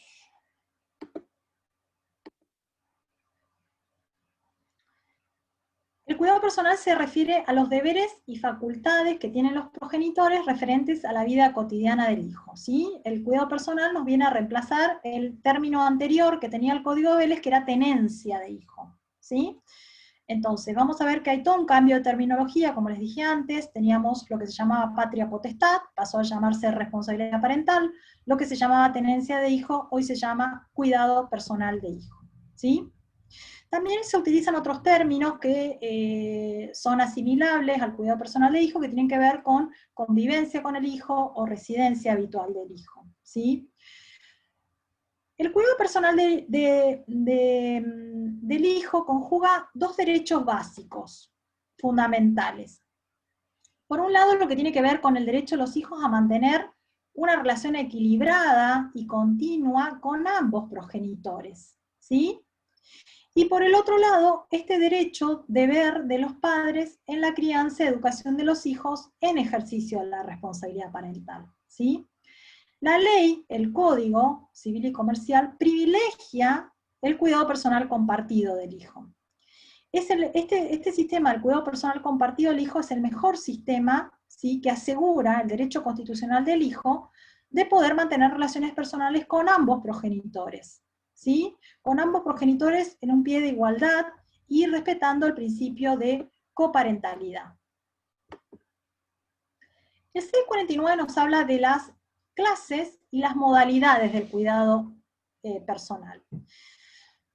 Dice, cuando los progenitores no conviven, el cuidado personal puede ser asumido por uno o por ambos, Si es por uno, va a ser cuidado personal unilateral, y si es por ambos, va a ser cuidado personal compartido.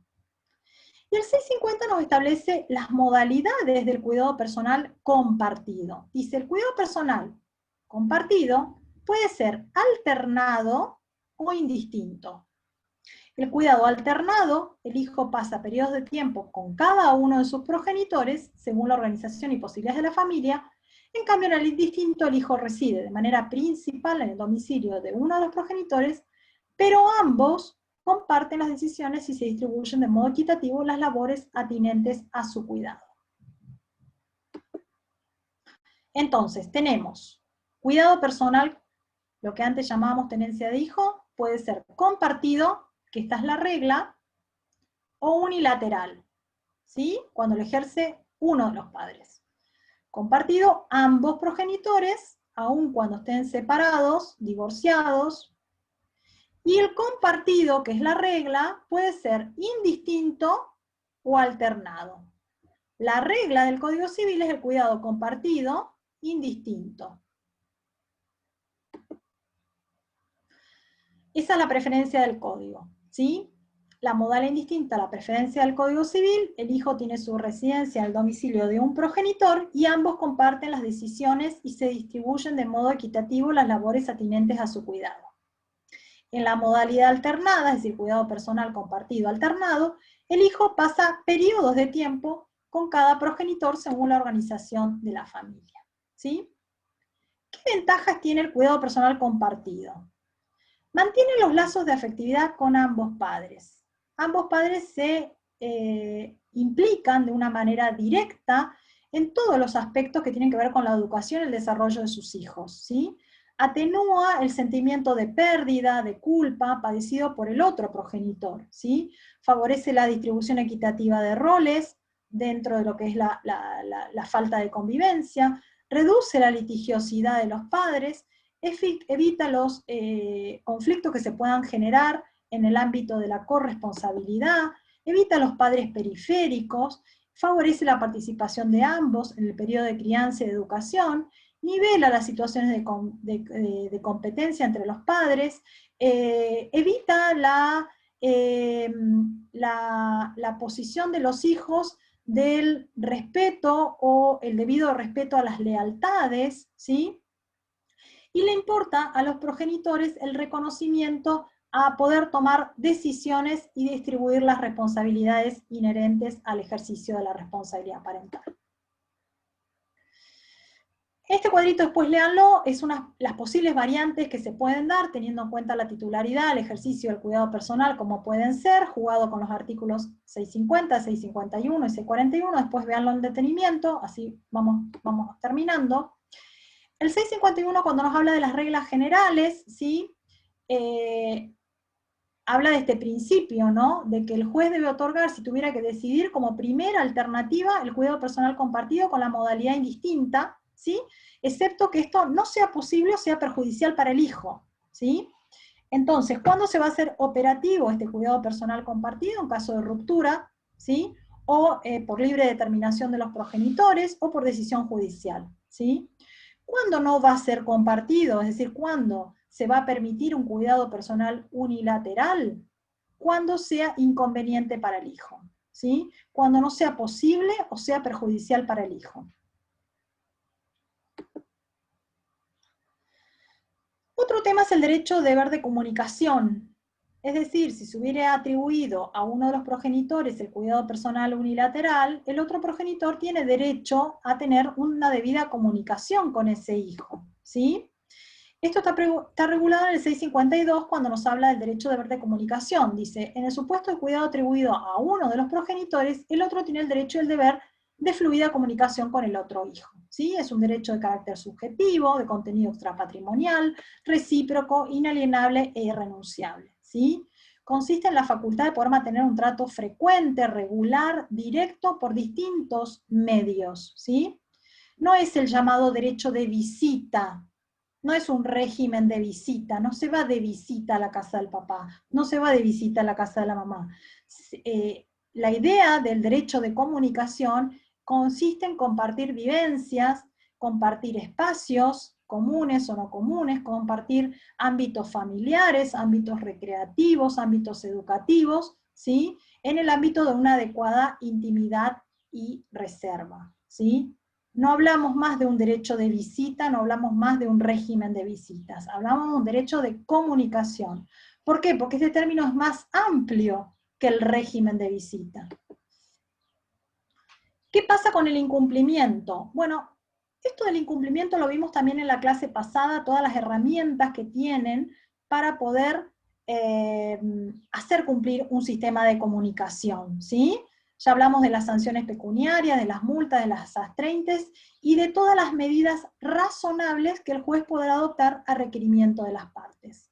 El incumplimiento de un sistema de comunicación genera un vacío existencial muy difícil de colmar por las inseguridades que generan las insatisfacciones, la desazón, tanto para el progenitor excluido como para el hijo, ¿sí? Y el código se encarga, hablando del cuidado personal unilateral, es decir, en aquellos casos que hay que otorgar el cuidado personal unilateral o que las partes acuerdan el cuidado personal unilateral, ciertas pautas que va a tener en cuenta el juez cuando las partes no lo acuerdan. Y dice, en el supuesto excepcional en el que el cuidado personal deba ser unipersonal, el juez debe ponderar la prioridad del progenitor que facilita el derecho a mantener trato regular con el otro, la edad del hijo, la opinión del hijo, el mantenimiento de la situación existente y el respeto por el centro de vida. El otro progenitor tiene el derecho y el deber de colaboración con el conviviente, ¿sí?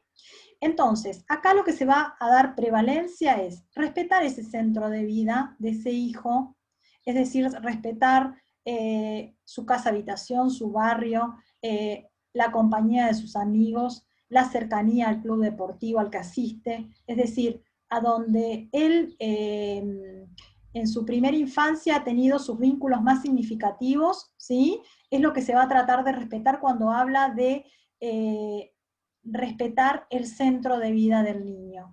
Y el juez, por supuesto, va a ponderar si este progenitor el cual requiere el cuidado personal unilateral facilita el debido contacto, facilita la comunicación con el progenitor no conviviente, respetando, por supuesto, la edad del niño, la opinión del niño, ¿sí?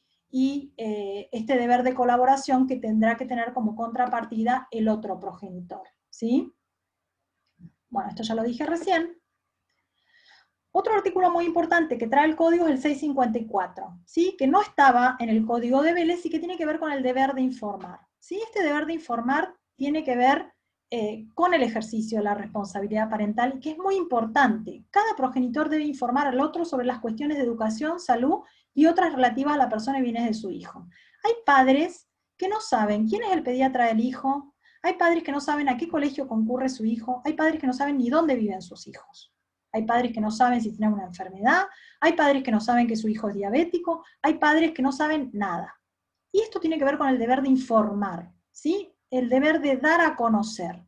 Pero también está por parte del otro progenitor el deber de habilitarse el rol de padre y el deber de asesorarse, interiorizarse, de averiguar, a ver quién es el pediatra de mi hijo, a ver a qué colegio va, ¿no? Eso también tiene que ver con la habilitación de su lugar como papá. Este derecho deber de comunicar importa al progenitor no conviviente una serie de conductas que coayuden al cuidado personal del hijo mientras se encuentre en cabeza del otro progenitor. Debe participar activa y permanentemente por su hijo, no desvinculándose de él, ¿sí? Se prevé el deber de informar, que significa enterar, dar noticia de algo, sobre todo en las cuestiones de educación, salud y todo lo referente a la persona y bienes de los hijos. Tiene que ver con el principio de corresponsabilidad, ¿sí?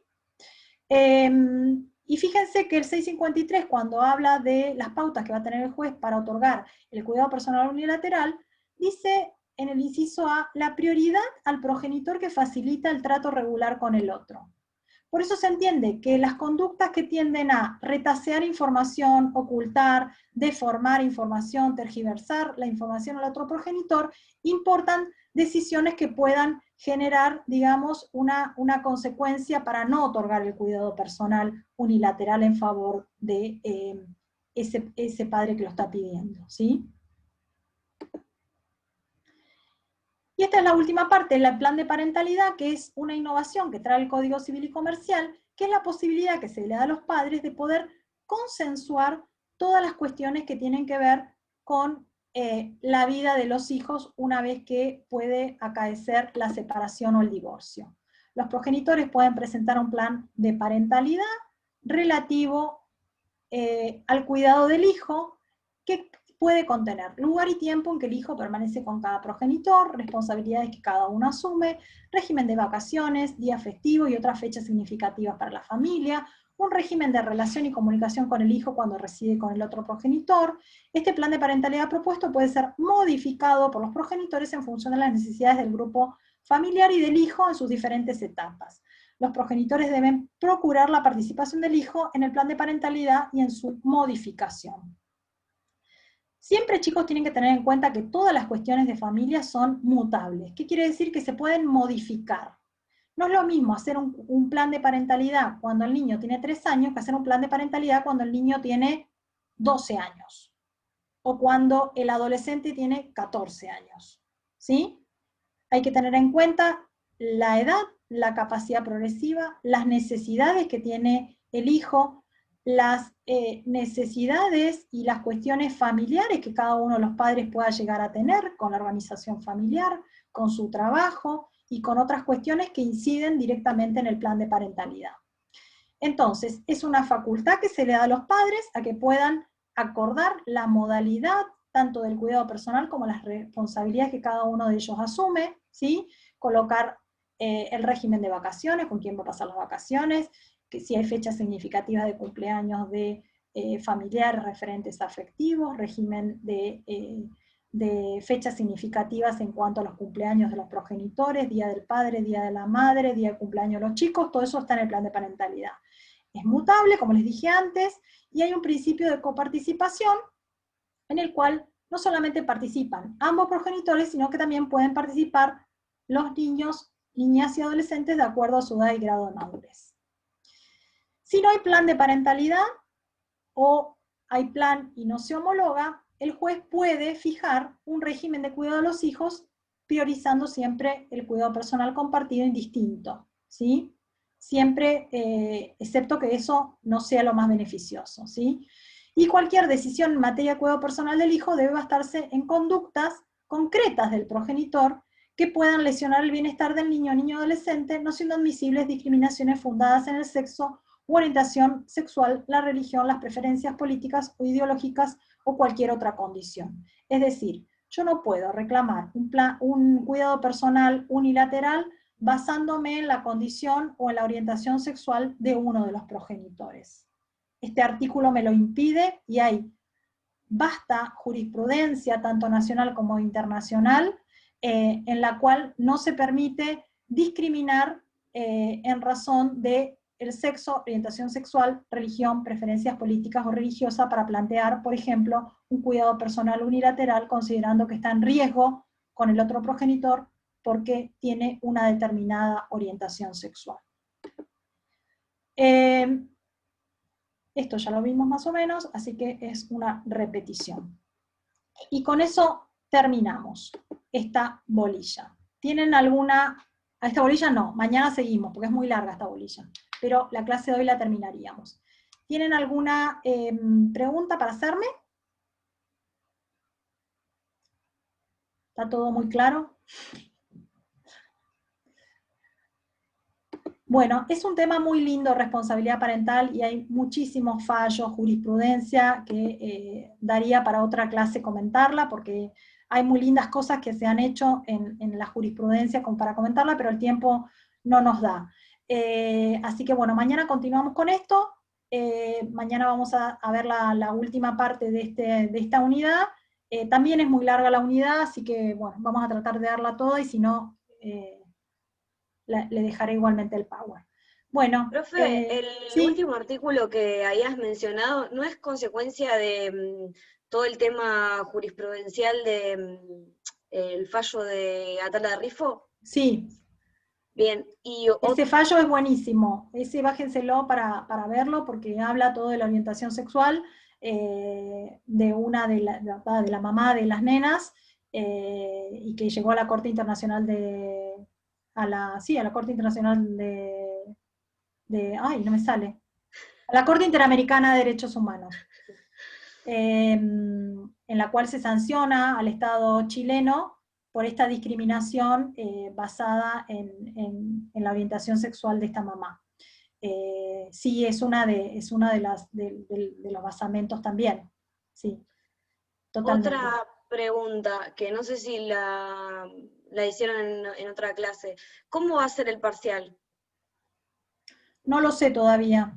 Creo que la misma modalidad que fue el cuatrimestre anterior, por multiple choice, y creo que tienen un tiempo para contestar y después el sistema lo corrige. Bien. En todo caso, cuando tengan clase con la doctora Fernández, pregúntenle a ella, ¿sí? Pero hasta ahora creo que es la misma modalidad. No sé hasta qué unidad entra. Calculo que es toda esta primera parte. Pero en todo caso, déjenme que hoy consulte y mañana les digo, ¿sí? Hasta qué unidad entra, así ya van mirando, ¿sí? Dale, gracias. Bueno, chicos, gracias a ustedes por su atención. Nos Muchas vemos gracias. mañana. Chao. Chao, hasta Chao. luego.